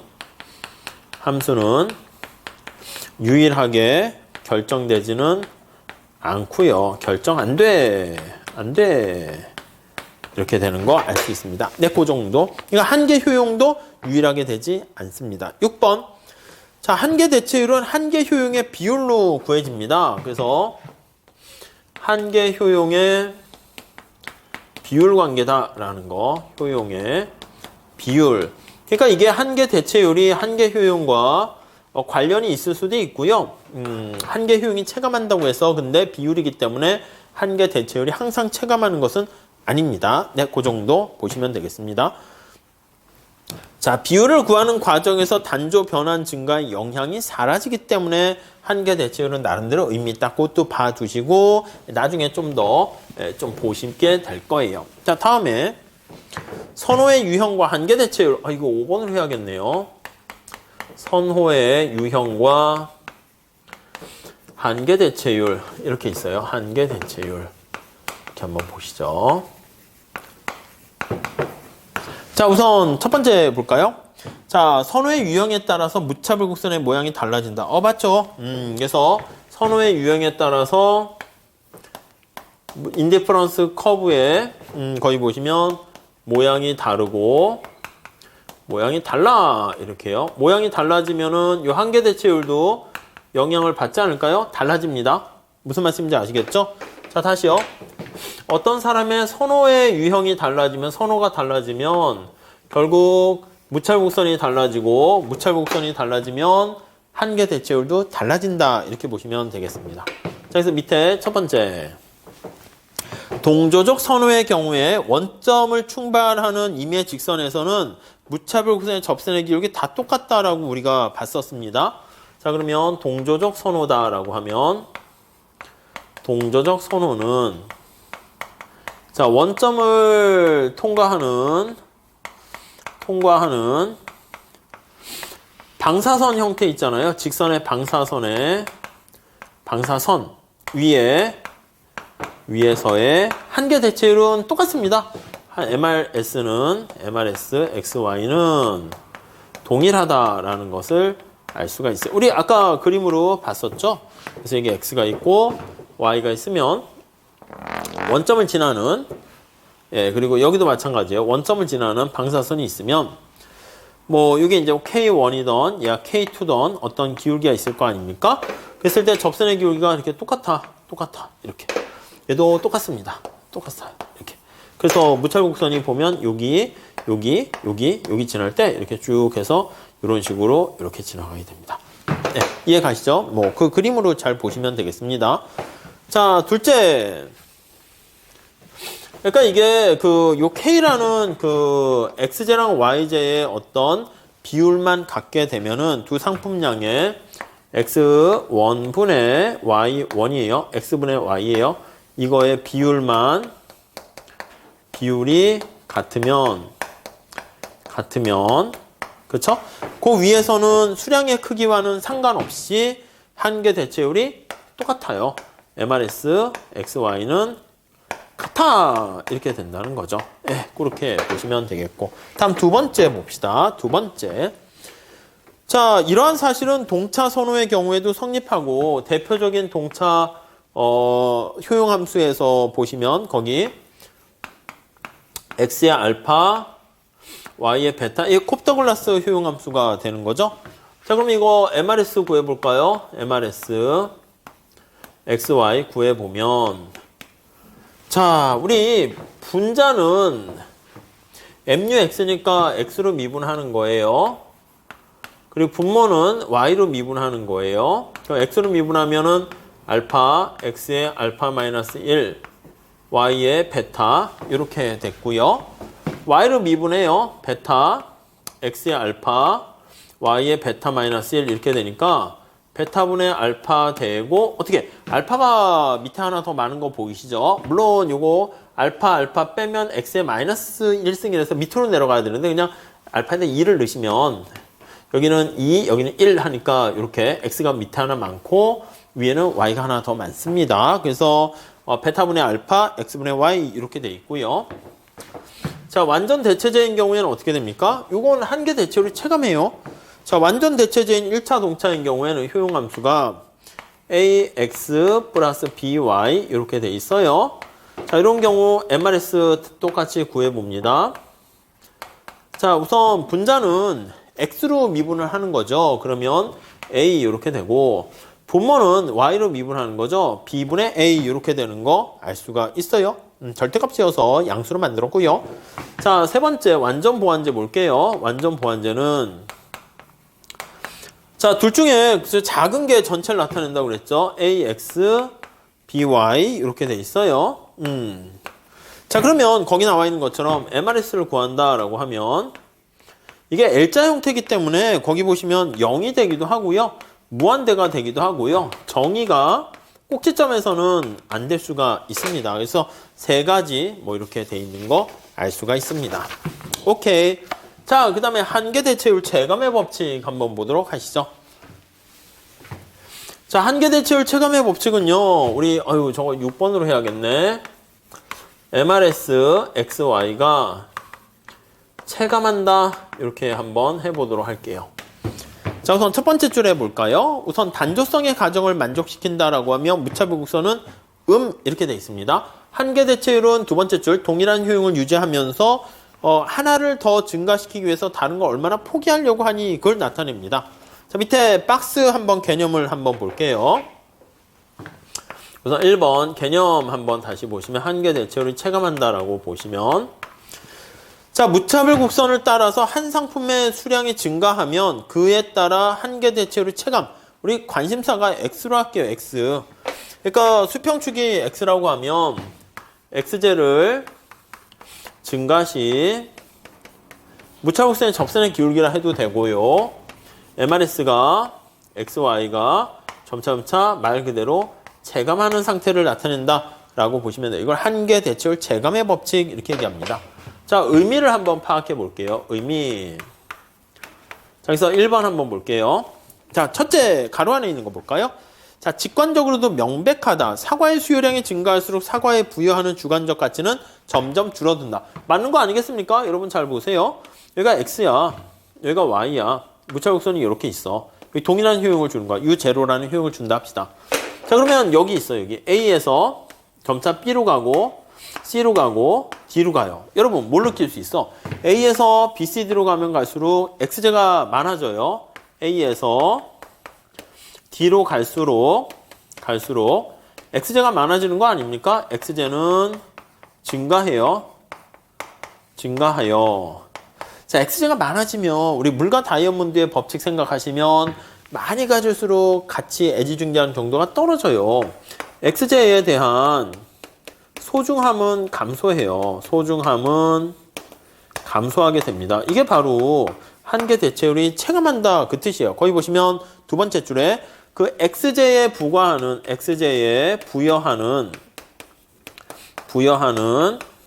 그 애지중지한 건데 그게 주관적인 가치라고 써 있어요. 주관적인 가치는 감소한다. 이렇게 볼 수가 있습니다. 오케이. 이해가 되시죠? 자, 무차복선의 접선의 기울기가 어떻게 됩니까? 하면 접선의 기울기가 이렇게 가파르다가 점차 완만해진다라는 거 우리가 확인할 수가 있겠습니다. 자, 그 다음에 2번도 볼까요? 뭐 같은 맥락이에요. 같은 맥락. 자, 소비자가 상품을 대체해서 소비하는 것을 어렵게 느낄수록 한계 대체율은 크게 변화하게 되고, 그쵸? 이에 따라 무차복선은 원점에 대해서 더 볼록해진다. 그래서 이게 무차복선에 대해서 볼록한 거 우리가 뒤에 할 거야. 그래서 볼록하다라는 얘기는 볼록할수록 대체하기가 더 힘들다. 이렇게 보시면 되겠습니다. 이거 우선 넘어갈게요. 이게 볼록한 게 있고 좀 완만한 게 있고 이렇게 생각하시면 되겠어요. 아셨죠? 자, 그래서 그 뭐 약간 뭐 설명이 좀 없어서 우선 넘어갈게요. 다음 3번 볼게요. 한계 대체율을 체감한다는 것을 수학적으로 봤을 때 X제가 증감에 따라 우변값이 감소한다. 그래서 거기 두 번째 좀 밑줄 치세요. 한계 효용이 체감한다 해서 한계 대체율이 반드시 체감하는 것은 아닙니다. 그래서 우리 앞에서 얘기한 것처럼 요거 아니 한계 대체율과 한계 효용은 약간 보면은 직접적인 관련이 없을 수도 있어요. 왜냐면 여기 보시면 얘는 비율이잖아. 그러니까 여러분 한계 효용이 체감해. 얘가 아니면 체증하는데 얘가 만약에 더 크게 되면 얘가 떨어질 수도 있는 거죠. 그렇기 때문에 우리가 한계 효용과 한계 대체율은 약간 비율 관계이기 때문에 직접적으로 관련이 없을 수 있어요. 물론 거기 보시면은 4번에 한계 효용이 체감할 때 한계 대체율이 반드시 체감하는 경우도 있어요. 그런 경우는 밑에서 두 번째 줄 서로 영향을 안 미치는 경우는 여기 MUI가 고정되어 있다 할게요. 그래서 이 영향을 안 받아. 그렇게 되면 한계 효용이 체감하면 얘도 반드시 체감할 수밖에 없죠. 무슨 말씀인지 아시겠죠? 자, 그래서 우리가 첫 번째는 무슨 말씀이냐면 MRS는 XY가 위에 나와 있는 MUX랑 직접 똑같은 건 아니야. 근데 만약에 여기가 이제 고정돼 있어서 없다고 칠게요. 이게 고정시 그러니까 X의 소비량이 증가하거나 감소하는데 그게 Y의 한계 효용에 전혀 영향을 미치지 않는다라고 하면은 그럴 때는 여기 나와 있는 것처럼 X에 대한 한계 효용이 감소할 땐 얘도 감소하긴 해요. 근데 그렇지 않을 때는 막 뒤죽박죽 이렇게 달라질 수가 있다라고 보시면 될 것 같습니다. 자, 그렇게 돼 있고 우리 그 예제를 좀 한번 풀어 보셔야 될 것 같아요. 아니면 이런 거 한번 봐보세요. 효용함수가 뭐라고 할까? X, Y 이렇게 돼 있는 경우 한번 생각해 보고 효용함수가 X, Y에 루트 있는 거 한번 생각해 볼게요. 자, 그러면 이때는 한계 효용이 어떻게 돼? X에 대한 한계 효용이 Y 이렇게 돼 있고 Y에 대한 한계 효용이 거기 보시면 X 이렇게 있어요. 그래서 요거는 X에 대한 한계 효용이 Y로 일정한 거예요. 왜냐면 X가 변하더라도 요 Y는 그냥 가만히 있잖아요. 근데 MRS 계산하시게 되면 지울게요. MUI분의 MUX는 어떻게 되는 거야? MUI분의 MUX는 X가 커짐에 따라서 X가 커짐에 따라서 이거 전체가 작아지네. 그래서 MRS는 이 경우도 역시 체감하게 돼요. 그래서 이제 한계 대체율을 일정해도요, 얘는 체감할 수 있고, 얘는 어떻게 돼요? 얘는 한계 대체율을 계산해 보면 체감해요. 체감. 근데 이거 또 MUY로 이렇게 하면 이것도 역시 X분의 Y가 되거든요. 그래서 얘는 MRS는 XY는 역시 체감해요. 그러니까 이렇게 각각의 이렇게 한계 효용과 같을 수도 있고 다를 수도 있다라고 보시면 되겠습니다. 자, 우리 예제를 한번 볼게요. 예제. 이거 나중에 뒤에서도 유용하게 쓰일 거라서 준선형 효용함수 특징인데 한번 보도록 하겠습니다. 자, 거기 보시면 효용함수가 이렇게 있어요. x가 2분의 1승이니까 루트 속에 들어가 있고요. y는 이렇게 있어요. 그래서 첫 번째 줄에 보시면 효용함수가 x에 대해서 비선형 아닙니까? 여기 보시면 x가 증가함에 따라 효용은 y가 빵이면 뭐 이런 식으로 돼 있어요. 이런 식으로 돼 있어요. 비선형이고요. x에 대해서는.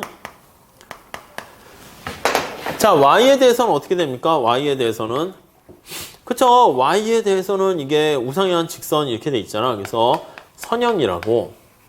그래서 뭔가 이런 경우는 이름을 붙여서 선형과 비선형 두 개가 짬뽕돼 있는 형태가 돼서 이거를 준선형 효용함수다 이렇게 회자의 리니어 펑션 이렇게 얘기합니다. 준선형.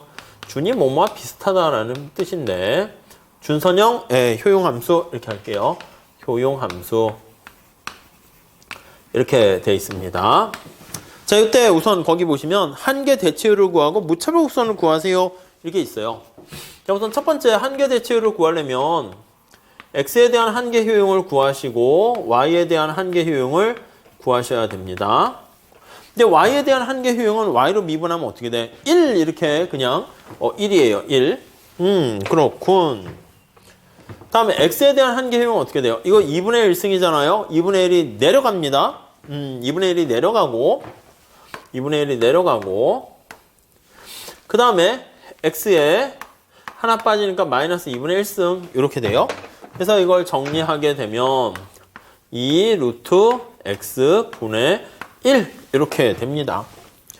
이때는 우리 본 것처럼 y에 대한 한계 효용이 x에 전혀 영향 안 받으니까 한계 효용 전체가 MRS가 되는 그런 경우군요. 자, 이렇게 돼 있어요. 자, 여기서 계산을 하게 되면 한계 대체율이 이게 한계 대체율이에요. MRS입니다. MRS XY인데 이렇게 되니까 이거는 자, 어떤 특징이에요?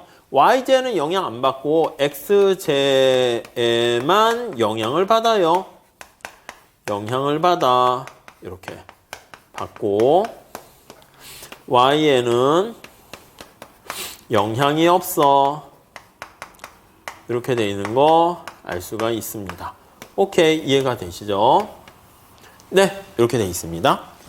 자, 그래서 거기 보시면은 오로지 X에 의해서만 영향을 받지 Y에는 전혀 영향을 안 받아요. 이게 나중에 보면은 뭐 이게 소득 효과가 없다 그런 식으로 할 겁니다. 예를 한번 들어볼게요. 밑에 거기 보시면 무차곡선을 그렸는데 우선 첫 번째는 X가 증가하게 되면은 전체 값은 떨어지니까 한계 대체율은 체감해요. 그래서 한계 대체율이 무차곡선의 원점에서 접선의 기울기를 나타내는 것인데 체감해요. 체감하니까 요 얘기는 무차별 곡선이 원점에 대해서 볼록하다라는 것은 우리가 알 수가 있습니다. 여기까지 되셨죠?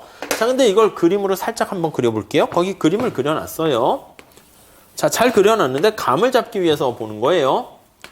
자, x가 언제 보시면 효용이 같습니까 하면 요거 한계 대체율 이렇게 있으니까 루트 x에다가 y 되니까 x가 4일 때 여기 볼까요? 4일 때 여기 x가 4일 때 y는 빵이면 어떻게 돼요?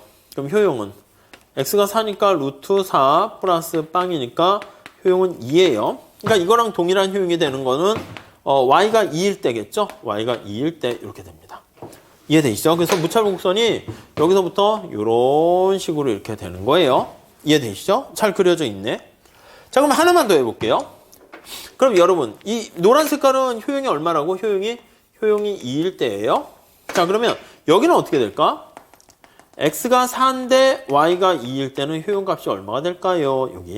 여기는 파랑으로 할까요? 여긴 4와 2니까 효용의 크기가 루트 4와 2 이렇게 있으니까 효용은 4 이렇게 돼요. 그럼 효용이 4가 되려면 y로 표현하면 어떻게 될까요? x는 빵일 때 y가 4 이렇게 되겠죠. 4. 여기서 여기는 무차국수는 이렇게 되는 거예요. 이해되시죠? 그럼 또 여기 어떻게 될까요? 여기 점점점점점 이렇게 점점점점점 이렇게. 자, 여기 점은 어떻게 될까요? 살짝 그림 연습해 보면 여기는 4일 때와 4잖아. 그러면 이때 효용은 4일 때와 4니까 6 이렇게 되는 거예요. 그러면 여기는 6 이렇게 되겠죠. 그래서 모양이 이렇게 생긴 거예요. 이렇게. 살짝 그냥 기억해 두세요. 원점에 대해서 볼록한 형태고, 이런 형태가 되는데, 뭔가 느낌 자체가 이렇게 위로 쫙 이렇게 평행이동하는 그런 느낌을 가져갈 수가 있어요. 무슨 말씀인지 아시겠죠? 자, 그래서 이거는 약간 동조적인 형태가 아니야. 딱 봐도. 그래서 이게 동조적이라는 건 뭐예요? 원점을 지나는 접선의 기울기, 여기 뭐 x분의 y가 이렇게 얼마 이렇게 있을 때 요 위에 접선의 기울기가 다 똑같아야 되는데 이건 어떻게 돼? x분의 y에 일정한 게 아니라 x에 의해서만 영향을 받아. 그래서 여기서 보면 x가 4 이렇게 되면 여기 보시면 4면 4분의 1의 접선의 기울기로 이렇게 되는 걸 알 수 있어요. 그래서 여기가 오히려 접선의 기울기가 이렇게 다 똑같아지는 특성이지 여기 보시면 동조적인 특성을 지닌 건 아니에요. 그래서 나중에 이거는 뭐 소득 효과가 없는 특이한 경우다 이렇게 해서 볼 겁니다. 자, 또 이렇게 해서 챕터 거기 보시면 3장에 그 선호와 효용을 말씀드렸고요. 공부를 좀 하시면 여기는 뭐 대충 이 정도 내용 보시면 되는데 처음 하시는 분들은 좀 힘들어 하시는 것 같아서 좀 시간을 들여서 설명을 드렸고요. 우리 다음 시간에 챕터 4장에 보시면 소비자의 최적 선택해서 효용 극대화하는 내용을 살펴보도록 하겠습니다. 자, 우선 여기까지 할게요. 감사합니다.